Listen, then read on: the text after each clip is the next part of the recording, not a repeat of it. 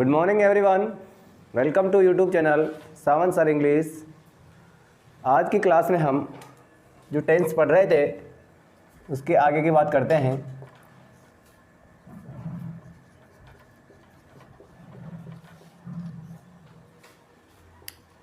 देखिए, कल हमने सिंपल प्रेजेंट टेंस या प्रेजेंट इंडेफिनिट टेंस के बारे में स्टडी करी थी। सिंपल प्रेजेंट टेंस या प्रेजेंट इंडेफिनिट टेंस के बारे में, और उसी के आगे की क्लास हम आज शुरू करते हैं। देखिए, उसमें हमने सबसे पहले सिंपल प्रेजेंट टेंस में बात करी थी कि कोई भी हिंदी में अगर कोई सेंटेंस लिखा हुआ है तो उस हिंदी वाक्य के अंत में ता है, ती है, ते है, ता हूँ, ती हूँ आदि शब्द आते हैं जो आप पहले से जानते हैं। फिर हमने उसके बारे में एक और बात करी थी कि अगर वाक्य हिंदी में नहीं लिखा होकर अगर इंग्लिश में लिखा हुआ है तो इंग्लिश सेंटेंसेज में किस प्रकार के वर्ड्स मतलब एडवर्ब्स अपने को मिल सकती है। उसमें मैंने आपको बताया always, seldom, often, daily, usually, generally, everyday, every Monday, every Sunday मतलब सप्ताह का कोई भी दिन, एवरी वीक, एवरी मार्च, अप्रैल, मई मतलब एवरी के साथ कोई भी महीने का नाम, और फिर एवरी मंथ, और फिर उसके बाद मैंने बताया आपको एवरी ईयर। देखो, तो वो जो जितने भी एडवर्ब्स बताए हैं वो एडवर्ब्स क्या हैं, वह किसी भी प्रेजेंट इंडेफिनिट टेंस के वाक्य में प्रयुक्त किए जाते हैं। उसमें उसके बाद हमने अफर्मेटिव सेंटेंस, देखो फर्स्ट क्लास में अपने बात करी थी वह सेंटेंस कितने टाइप्स के होते हैं। अफर्मेटिव जिसको पॉजिटिव सेंटेंस भी कहते हैं, फिर नेगेटिव सेंटेंस, फिर इंट्रोगेटिव सेंटेंस, फिर इंट्रोगेटिव नेगेटिव सेंटेंस। तो उसमें हमने सबसे पहले पढ़ना शुरू किया है अफर्मेटिव सेंटेंस। क्या पढ़ना शुरू किया है? Affirmative sentence. अफर्मेटिव सेंटेंस का मतलब क्या हुआ? सकारात्मक वाक्य। अफर्मेटिव सेंटेंस मतलब सकारात्मक वाक्य, मतलब जो कथन सही है, सकारात्मक अर्थ प्रकट करता है, वो अफर्मेटिव सेंटेंस कहलाता है। तो किसी भी अफर्मेटिव सेंटेंस को हिंदी से इंग्लिश में ट्रांसलेट करने या इंग्लिश में लिखी हुए सेंटेंस में वर्ब फिल करने के लिए किस प्रकार से हम स्ट्रक्चर देखते हैं। तो अफर्मेटिव सेंटेंस में कल मैंने आपको एक स्ट्रक्चर बताया था कि सबसे पहले सब्जेक्ट होता है। क्या होता है? सब्जेक्ट। मतलब अगर हिंदी में लिखा हुआ है इंग्लिश में ट्रांसलेट करना है तो हमने अपने को पहले जो हिंदी वाक्य के सेंटेंस में जो सब्जेक्ट लिखा हुआ है, कर्ता लिखा हुआ है, उसको लिखेंगे। उसके बाद फिर हमने देखा इसके बाद जो है वो वर्ब की फर्स्ट फॉर्म लगाएंगे। क्या लगाएंगे? वर्ब की फर्स्ट फॉर्म लगाएंगे। और सब्जेक्ट जो है वो दो प्रकार के होते हैं, ये भी मैंने आपको बताया था, सिंगुलर और प्लूरल। सिंगुलर जो होता है उसको एक वचन कहते हैं, प्लूरल जो होता है बहुवचन कहते हैं। कौन कौन से सिंगुलर होते हैं मैंने इधर लिखा था, प्लूरल कौन होते हैं इधर लिखा था। तो उसमें देखो, अगर सब्जेक्ट सिंगुलर है तो जो वर्ब है उसके साथ वर्ब की फर्स्ट फॉर्म के साथ क्या लगाएंगे? SAES लगाएंगे। उसके बाद क्या होगा?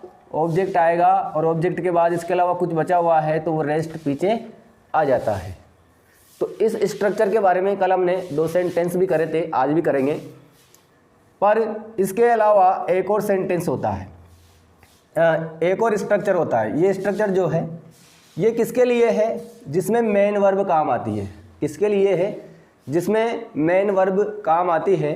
अब एक जो दूसरा स्ट्रक्चर है वो देखो आप, वो क्या है? इसमें सब्जेक्ट होता है, सब्जेक्ट के बाद जो है वो बी वर्ब होती है। क्या होता है? बी वर्ब होती है। बी वर्ब का मतलब यहाँ है प्रेजेंट में इज, एम, आर।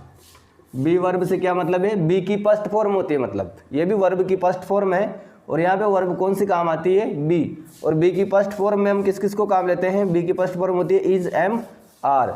इज जो होती है वो सिंगुलर के लिए, एम जो होती है वो आई सब्जेक्ट के लिए, और आर जो होता है वो प्लूरल नाउन प्रोनाउन के लिए। और इसके बाद जो होता है वो या तो कोई एडजेक्टिव होता है, या इसको हम ऑब्जेक्ट भी कैसे कॉम्प्लीमेंट कहते हैं। वैसे तो एडजेक्टिव या ऑब्जेक्ट जो है वो कर सकते हैं। ये जो टाइप्स है, ये वाला जो स्ट्रक्चर है, ये कैसे होता है? जैसे किसी भी व्यक्ति का पद या व्यवसाय बताने के लिए या किसी भी चीज़ के ऊपर अपना स्वामित्व बताने के लिए इस प्रकार के वाक्य बनते हैं। जैसे इस स्ट्रक्चर की बात कर रहे हैं कैसे वाक्य बनेंगे? रमेश एक अभियंता है। किस प्रकार का वाक्य की बात कर रहा हूं मैं? रमेश एक अभियंता है। दूसरा,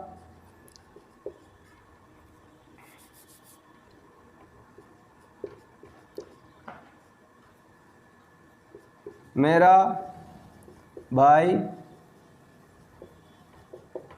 विद्यार्थी है।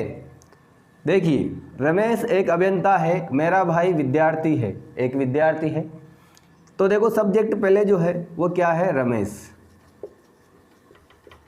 मेरा भाई विद्यार्थी है, मेरा भाई को क्या कहेंगे?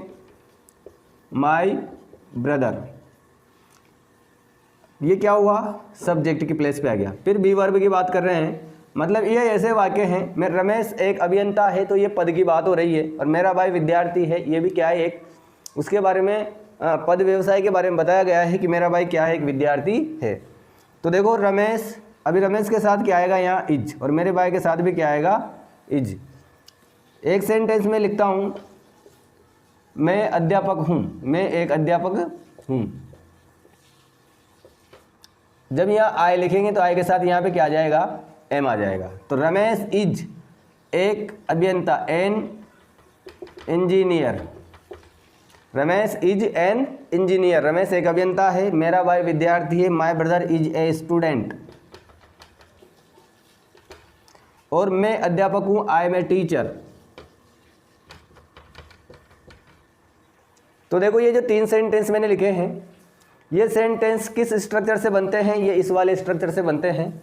और ये स्ट्रक्चर क्या है? प्रेजेंट इंडेफिनिट का है। वर्ब, अगर किसी सेंटेंस में वर्ब का मामला है तो ये स्ट्रक्चर वाला काम, ये स्ट्रक्चर काम आता है। और वर्ब का नहीं होकर अगर किसी का पद व्यवसाय ऐसे बताया जाता है तो उसके लिए ये नीचे वाला स्ट्रक्चर काम में आता है। अब देखो ये है, ये कॉमन बात है, वैसे आप पहले से जानते हैं, पर फिर भी जो बच्चे नहीं जानते उनके लिए बताई गई है। हम टेंस जो पढ़ रहे हैं वो टेंस पढ़ने का मेन कार्य इस पर है। टेंस पढ़ने का जो मेन कार्य है वो किसके लिए है? वो इसके लिए है।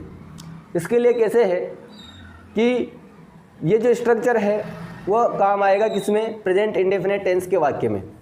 अब प्रेजेंट इंडेफिनिट जो टेंस है वो प्रेजेंट इंडेफिनिट टेंस किस प्रकार के वाक्य उसमें शामिल होते हैं? तो देखो पहले तो यूँ मान के चलो कि कोई भी कार्य जो अनिश्चित समय पर होता है, कोई भी कार्य जिसका टाइम नहीं है, अनिश्चित समय पर सामान्य रूप से होता है, वो किस में आता है? प्रेजेंट इंडेफिनिट में आता है। दूसरी बात, कोई भी सार्वभौमिक सत्य है, मतलब कोई भी सत्य घटना है। सार्वभौमिक सत्य का मतलब क्या है? कोई भी सत्य घटना है कि ये वास्तव में ये घटना ऐसे होती है, ये ऐसे ही होती है, इसके अलावा इसमें कोई और परिवर्तन नहीं होता है। किसी भी सार्वभौमिक घटना को बताने के लिए क्या होता है? प्रेजेंट इंडेफिनिट टेंस काम में आता है। थर्ड बात है, अगर कोई भी कार्य सुनियोजित है, मतलब पहले से डिसाइडेड है, जैसे प्लेन 10 बजे उतरेगा। अब प्लेन 10 बजे उतरेगा, इसका मतलब यह है कि प्लेन 10 बजे उतरेगा, ये काम तो भविष्य में होगा पर ये पहले से क्या है? डिसाइडेड है। तो ऐसे वाक्यों में भी हम प्रेजेंट इंडेफिनिट टेंस की वर्ब काम में लेते हैं। पर हम बेसिक जो चीज़ें सीखने जा रहे हैं उस बेसिक चीज़ों में यही है, जैसे मैंने आपको हिंदी वाक्य की पहचान बताई कि किसी भी वाक्य के अंत में अगर इस प्रकार के शब्द दे रखे हैं, लास्ट में इस प्रकार के शब्द आ रहे हैं, तो वो क्या है? प्रेजेंट इंडेफिनिट टेंस का वाक्य है। अगर कोई भी वाक्य इंग्लिश में लिखा हुआ है और उस इंग्लिश के सेंटेंस में मैंने जितने भी एडवर्ब्स लिखाए आपको, always, daily, generally, regularly, usually, often, every day, every week, every month, every year, वो जितने भी शब्द हैं अगर ये किसी वाक्य में आते हैं तो वो वाक्य किस टेंस का होता है? प्रेजेंट इंडेफिनिट का होता है। और उसमें इस स्ट्रक्चर से अपने को वर्ब फिल करनी होती है। ये स्ट्रक्चर बिल्कुल सीधा है, कोई परेशानी नहीं है। आपको 2 ही चीज़ें समझनी है। समझनी क्या है कि सब्जेक्ट जो है वो सिंगुलर है या प्लूरल है। ये जो सब्जेक्ट है वो क्या है? सिंगुलर है या प्लूरल है। अब सिंगुलर प्लूरल के बारे में आपको एक बार और बता देता हूँ। सिंगुलर का मतलब होता है किसी का भी नाम। सिंगुलर का मतलब क्या है? किसी का भी नाम। और नाम जो है अगर सीधा सीधा नाम आ रहा है तो भी सिंगुलर है, और अगर नाम नहीं आकर उसकी जगह प्रोनाउन यूज लिया हुआ है, ही, सी या इट, तो भी वो क्या है? सिंगुलर है।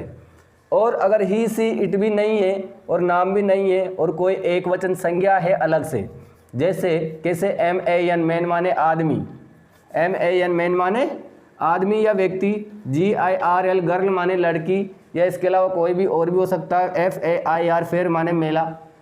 मतलब कोई भी एक वचन संज्ञा, काउंटेबल एक वचन संज्ञा, या फिर अनकाउंटेबल भी हो सकती है, वो अपने आप में सिंगुलर ही होती है। तो देखिए सिंगुलर जो है वो सिंगुलर क्या होते हैं मैंने आपको बताया। प्लूरल क्या होते हैं, एक तो आई, देखो आई का मतलब वैसे होता है मैं, आई मतलब क्या होता है मैं, और मैं जो होता है वो क्या है, एक ही यूनिट है मतलब सिंगल है, पर उसको प्रेजेंट टेंस में प्लूरल माना जाता है। आई जो सब्जेक्ट है उसको प्रेजेंट टेंस में क्या माना जाता है, प्लूरल माना जाता है, इसलिए आई भी प्लूरल है। WE माने होता है हम, ये भी प्लूरल है। YOU माने होता है तुम, ये भी प्लूरल है। THEY इसको बोलते हैं दे माने वे भी क्या है, प्लूरल है। और जैसे MEN, यहाँ पे तो था MAN, ये सिंगुलर है और इसका प्लूरल होता है MEN। इसके अलावा जैसे PEOPLE पीपुल भी क्या है, प्लूरल है। या फिर जैसे इधर गर्ल लिखा था वैसे अपन ने क्या लिख दिया, गर्ल्स, ये गर्ल्स भी क्या है, प्लूरल है। तो जो भी प्लूरल है मतलब बहुवचन है उसके साथ तो अपने को केवल वर्ब की फर्स्ट फॉर्म लिखनी है, और जो सिंगुलर है उसके साथ अपने को वर्ब की फर्स्ट फॉर्म के साथ साथ या तो यस लगाना है या ईएस लगाना है। ये उस वर्ब के ऊपर डिपेंड करता है कि इसके यस लगेगा या ईएस लगेगा। तो देखिए हमने देखा सकारात्मक वाक्य किस प्रकार से होते हैं। अब हम 5 सेंटेंस करते हैं इस स्ट्रक्चर के आधार पे।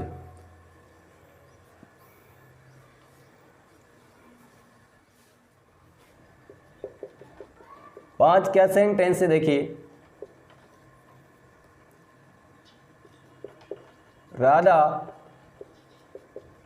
चाय बनाती है, क्या सेंटेंस, हम मंदिर जाते हैं। थर्ड सेंटेंस है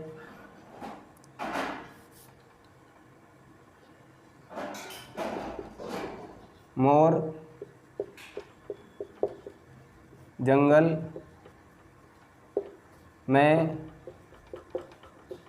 नाचते हैं।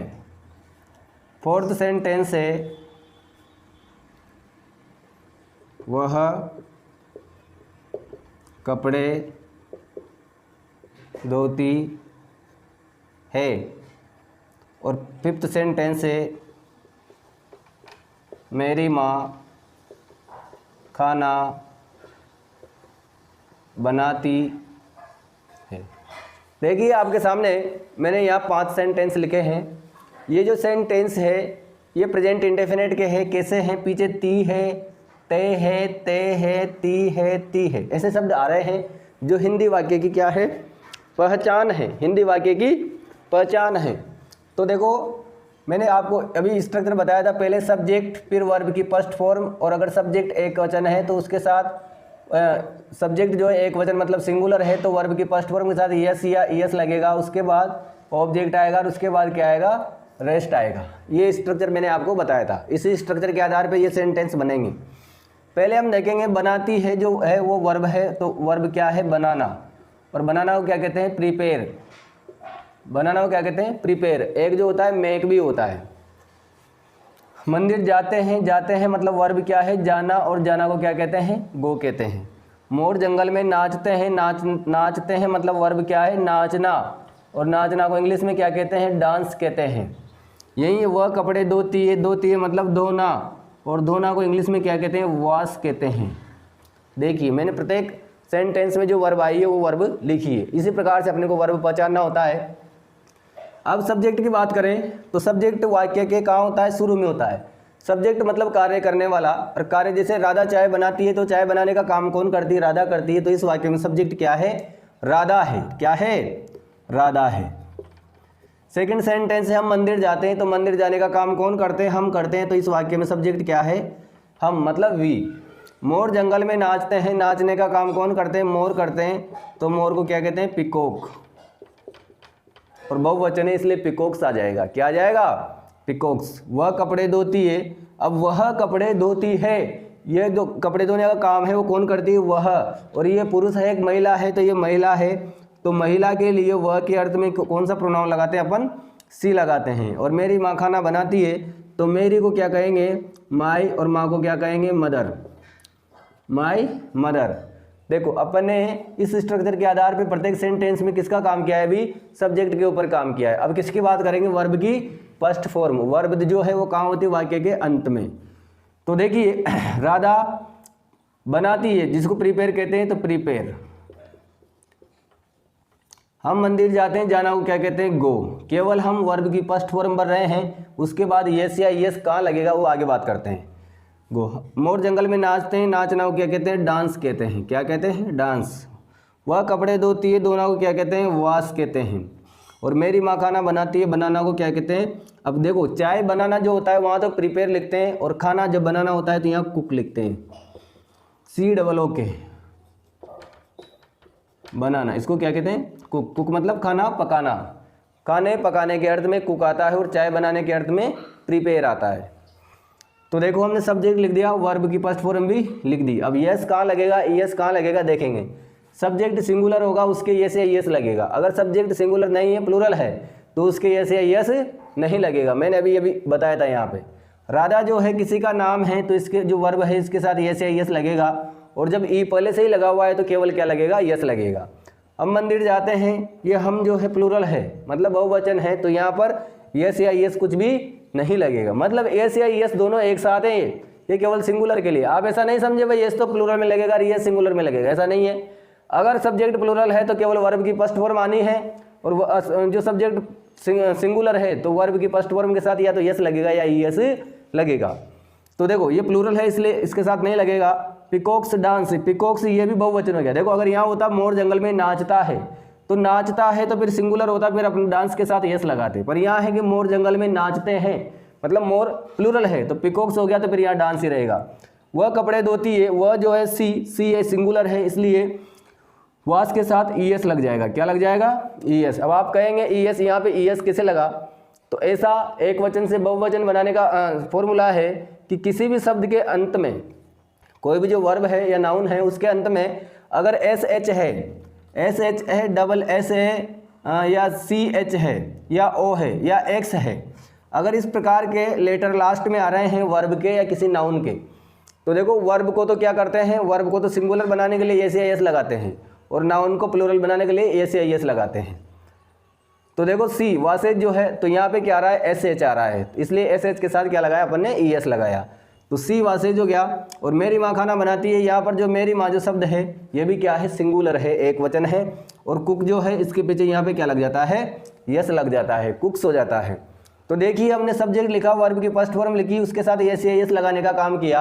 अब थर्ड नंबर पे किसका नाम आ रहा है, ऑब्जेक्ट का। किसका आ रहा है, ऑब्जेक्ट का। जो भी ऑब्जेक्ट है वो हम इसके साथ लिखेंगे। राधा प्रिपेयर्स करती है, क्या करती है, ऑब्जेक्ट क्या है इसमें, चाय। चाय को क्या लिखते हैं, टी। ये सेंटेंस पूरा हो गया। राधा चाय बनाती है, इसका ट्रांसलेट होगा राधा प्रिपेयर्स टी। राधा चाय बनाती है। हम मंदिर जाते हैं, तो ऑब्जेक्ट के प्लेस में देखो वी गो टू, गो के बाद टू लगाते हैं, और मंदिर के लिए क्या लिखते हैं, टेम्पल लिखते हैं। वी गो टू टेम्पल, तो हम मंदिर जाते हैं, इसका ट्रांसलेट क्या होगा, we go to temple. Third है मोर जंगल में नाचते हैं, तो पिकॉक्स डांस। कहाँ नाचते हैं, जंगल में, इन द या a in the forest. Peacocks dance in the forest, मोर जंगल में नाचते हैं। वह कपड़े धोती है, तो सी वासेज, वह क्या धोती है, इसमें क्या है, ऑब्जेक्ट क्या है, कपड़े, तो सी वासेज क्लॉथ्स, वह कपड़े धोती है। अगर मेरे कपड़े धोती है तो सी वासेज माई क्लॉथ्स। मेरी माँ खाना बनाती है, तो यहाँ ऑब्जेक्ट क्या है, खाना, तो माई मदर कुक्स। और खाना को क्या कहते हैं, मील, MEAL, मील भी कहते हैं, और फूड भी कहते हैं, FOOD, food. My mother cooks meal और फूड। तो देखिए अफर्मेटिव सेंटेंस किस प्रकार से हिंदी से इंग्लिश में ट्रांसलेट होंगे वो हमने अभी देखा है। इसी तरीके से आप भी 5 सेंटेंस, कोई भी 5 सेंटेंस लिखें, और उन सेंटेंसेज को इस स्ट्रक्चर के आधार पर उसको हिंदी से इंग्लिश में ट्रांसलेट करने का प्रयास करें। अगर आप कहीं उसमें आपसे गलत हो जाता है तो कमेंट के माध्यम से आप हमें बताएं कि सर ये सेंटेंस है और इसको ट्रांसलेट में मैंने किया पर ये गलत हो गया, इसका सही क्या होगा, तो ज़रूर आपको उसका सॉल्यूशन बताया जाएगा। तो ये हुआ सकारात्मक सेंटेंस। इसके आगे चलते हैं हम नकारात्मक, जिसको नेगेटिव सेंटेंस कहते हैं। देखिए अगले जो सेंटेंस हम पढ़ने जा रहे हैं वो कौन से हैं? Negative sentence. इसको हम हिंदी में कहेंगे नकारात्मक वाक्य। क्या कहेंगे? नकारात्मक वाक्य। नकारात्मक वाक्य का मतलब है, पहचान वही है, हिंदी वाक्य के अंत में वही आएंगे, पर इसमें जो है किसका मामला हो जाएगा? नोट का। नोट का मतलब नहीं, नोट मतलब नहीं, मतलब अगर कोई भी वाक्य हिंदी में लिखा हुआ है तो उसका जो अर्थ होगा वो नकारात्मक होगा, मतलब उस वाक्य के अंदर क्या आ जाएगा? नहीं आ जाएगा। क्या आ जाएगा? नहीं आ जाएगा। देखिए मैं एग्जाम्पल लिखता हूं यहाँ पर, एक सेंटेंस।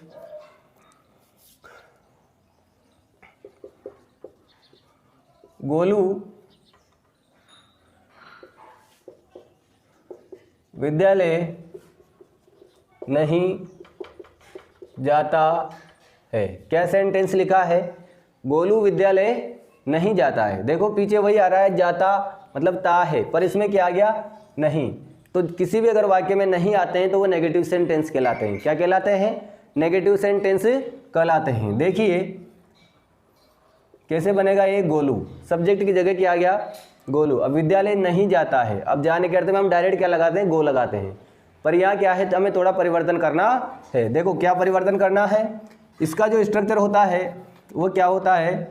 पहले तो आता है सब्जेक्ट। क्या आता है? सब्जेक्ट। जैसा कि अपन ने गोलू की जगह क्या लिख दिया? गोलू लिख दिया। फिर सब्जेक्ट के बाद यहाँ पर डायरेक्ट वर्ब की फर्स्ट फॉर्म नहीं आती है, यहाँ पर आता है या तो डू या डज। देखो डू किसके लिए? डू तो प्लूरल सब्जेक्ट के लिए, और डज किसके लिए? डज सिंगुलर सब्जेक्ट के लिए। अब बार बार आपको बताने की जरूरत नहीं है कि अब प्लूरल कौन होते हैं, सिंगुलर कौन होते हैं। आप समझ गए सिंगुलर कौन से सब्जेक्ट होते हैं, प्लूरल कौन से सब्जेक्ट होते हैं। तो देखिए पहले सब्जेक्ट आएगा, फिर वर्ब। ये जो है डू डज, ये क्या है? सहायक क्रिया। इनको हम क्या कहते हैं? हेल्पिंग वर्ब कहते हैं। क्या कहते हैं? हेल्पिंग वर्ब कहते हैं। तो सब्जेक्ट, फिर उसके बाद सहायक क्रिया डू या डज, फिर उसके अब डू किसके साथ? प्लूरल के साथ, मतलब बहुवचन के साथ, और डज किसके साथ? सिंगुलर के साथ, मतलब एक वचन के साथ। यहाँ गोलू जो है वो क्या है? सिंगुलर है, तो यहाँ अपन क्या लगाएंगे? डज लगाएंगे। क्या लगाएंगे? डज लगाएंगे। फिर उसके बाद वाक्य नकारात्मक है, इसलिए क्या लगाएंगे अपन? नोट लगाएंगे। तो यहाँ भी हम क्या लगा देंगे? नोट लगा देंगे। Subject do does plus note.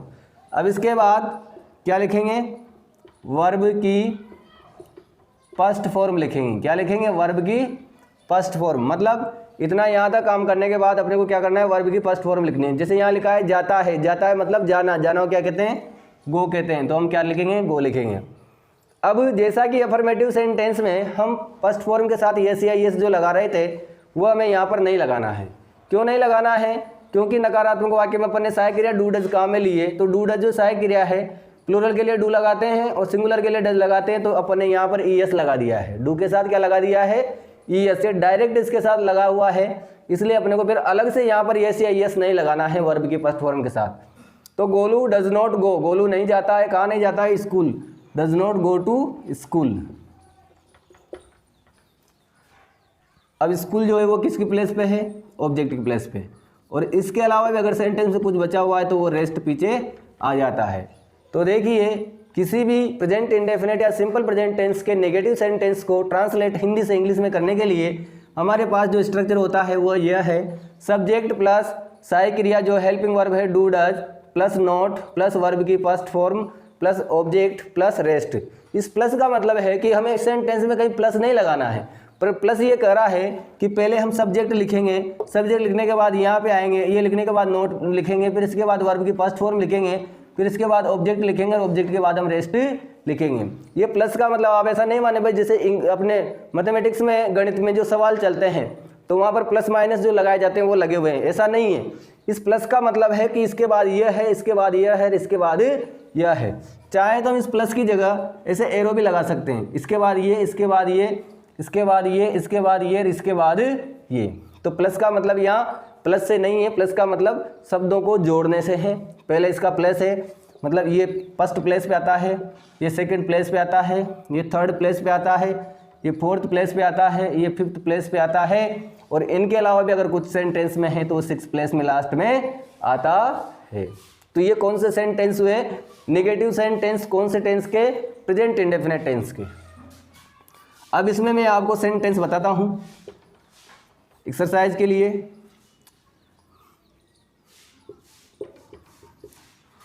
मैं गणित नहीं पढ़ाता हूँ। मोहन चावल नहीं खाता है। थर्ड है, तुम बाजार नहीं जाते हो। और चौथा सेंटेंस है,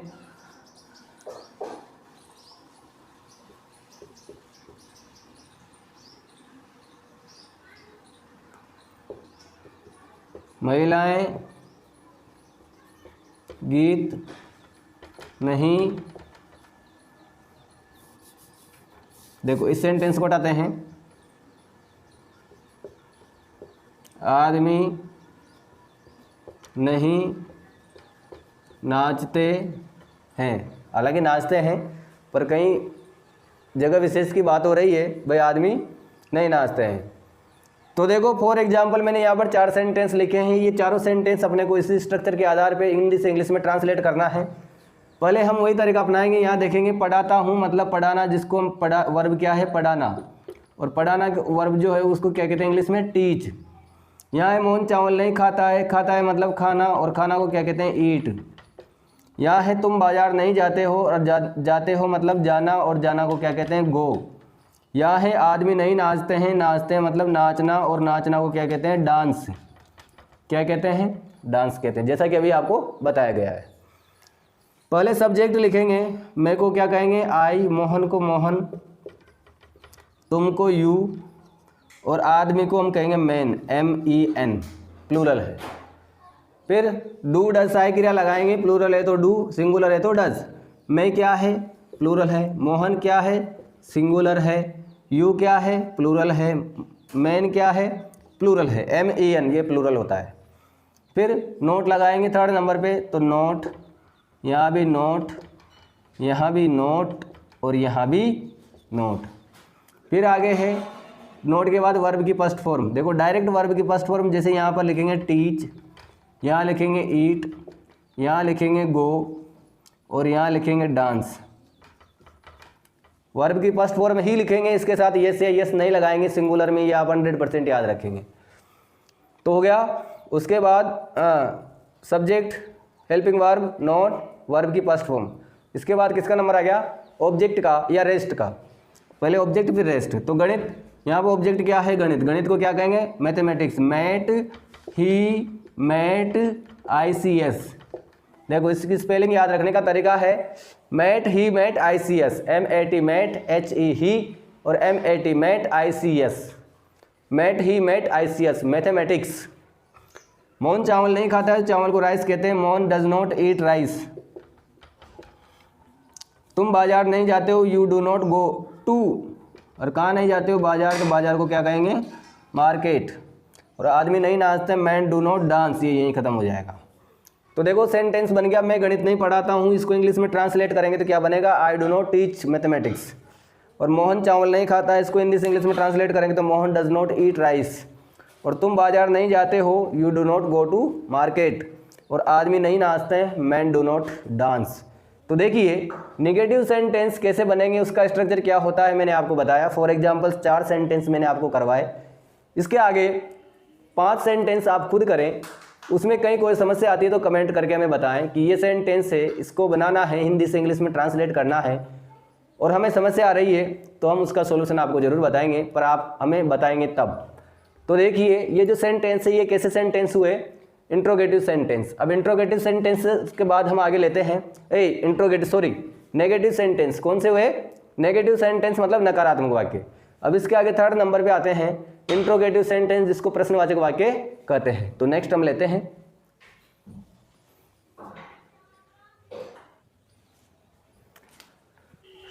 नेक्स्ट है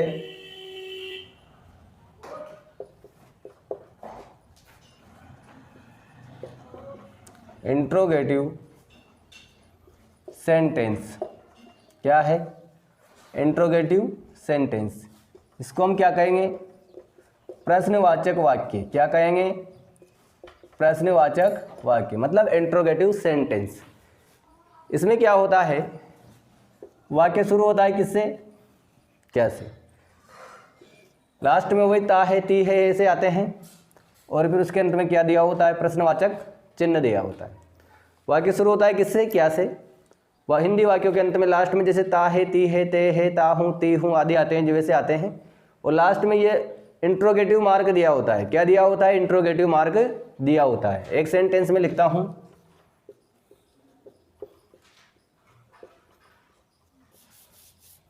क्या तुम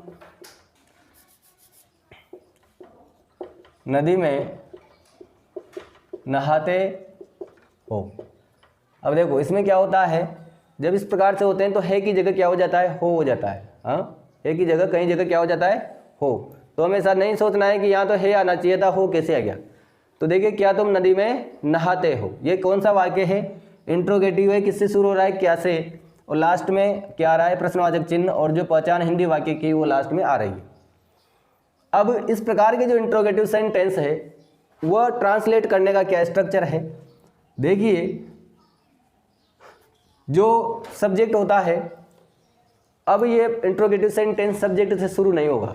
ये किससे शुरू नहीं होगा? सब्जेक्ट से शुरू नहीं होगा। ये शुरू होगा किससे? हेल्पिंग वर्ब से। किससे शुरू होगा? हेल्पिंग वर्ब से। तो हमारे पास जो हेल्पिंग वर्ब है डू और डज, ये क्या है? Helping verb. जिस प्रकार से अभी नेगेटिव सेंटेंस में हमने देखा कि डू किसके साथ आता है? प्लूरल के साथ। और डज किसके साथ आता है? सिंगुलर के साथ। उसी हिसाब से यहाँ पर आएगा। फिर सब्जेक्ट। अब सब्जेक्ट तो बाद में आएगा, पर पहले हमें सब्जेक्ट देखने पड़ेगा कि सब्जेक्ट सिंगुलर है प्लूरल है। अगर प्लूरल है तो डू लिखेंगे, सिंगुलर है तो डज लिखेंगे। तो देखिए, डू डज साय क्रिया लगाएंगे, सब्जेक्ट लिखेंगे, उसके बाद वर्ब की फर्स्ट फॉर्म लिखेंगे। क्या लिखेंगे? वर्ब की फर्स्ट फॉर्म लिखेंगे। उसके बाद ऑब्जेक्ट लिखेंगे और उसके बाद रेस्ट लिखेंगे और लास्ट में प्रश्नवाचक चिन्ह भी लगाएंगे, इंट्रोगेटिव मार्क भी लगाएंगे। अब देखो क्या क्या स्ट्रक्चर बना इसका। डू डज साय क्रिया दो में से एक। डू किसके लिए? प्लूरल के लिए। डज किसके लिए? सिंगुलर के लिए।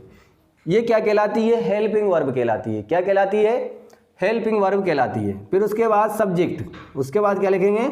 सब्जेक्ट। मैंने आपसे कहा है कि सब्जेक्ट बाद में लिखेंगे, पर पहले सेंटेंस में देखेंगे कि सब्जेक्ट जो है वो सिंगुलर है या प्लूरल है। अगर सिंगुलर है तो पहले हम डज लिखेंगे और प्लूरल है तो हम पहले डू लिखेंगे, फिर सब्जेक्ट लिखेंगे। बाद में वर्ब की फर्स्ट फॉर्म, सेंटेंस में जो वर्ब आई है उसकी वर्ब की फर्स्ट फॉर्म लिखेंगे। उसके साथ सिंगुलर प्लूरल जैसा हमने अभी नेगेटिव में देखा उसी आधार पे उसके साथ ये से यस हम नहीं लगाएंगे। उसके बाद ऑब्जेक्ट और उसके बाद रेस्ट। तो देखिए ये सेंटेंस कैसे बनेगा। क्या तुम नदी में नहाते हो? सब्जेक्ट क्या है? तुमको क्या कहते हैं? यू क्या है? प्लूरल। प्लूरल है तो क्या लगाएंगे? सहायक क्रिया डू। क्या लगाएंगे? डू। और डू के बाद अब लिखेंगे यू। डू के बाद क्या लिखेंगे? यू। Do you. अब देखो नहाते हो, नहाते हो मतलब नहाना, और नहाना मतलब स्नान करना, जिसको इंग्लिश में क्या कहते हैं? बात कहते हैं। क्या कहते हैं? बात कहते हैं। तो BATHE ये जो वर्ब होती है बात। Do you bath? आप नहाते हैं। कहाँ नहाते हैं? नदी में। अब वर्ब की फर्स्ट फॉर्म हो गई, उसके बाद ऑब्जेक्ट आना चाहिए, तो नदी में। इन अ रिवर या the river. Do you bath in a river? क्या तुम नदी में नहाते हो? और यहाँ पर लास्ट में क्या आ जाएगा? प्रश्नवाचक चिन्ह आ जाएगा। ऑब्जेक्ट, अगर इसके अलावा कुछ है तो रेस्ट, बाकी नहीं तो लास्ट में प्रश्नवाचक चिन्ह। फॉर एग्जाम्पल मैं यहाँ सेंटेंस लिखता हूँ,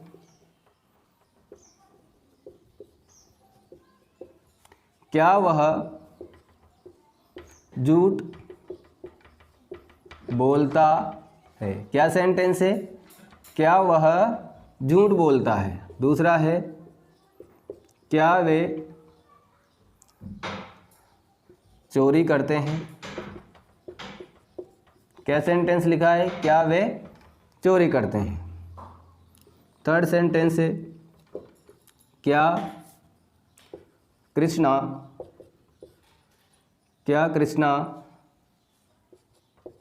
पत्र लिखती है? क्या कृष्णा पत्र लिखती है? चौथा सेंटेंस है, क्या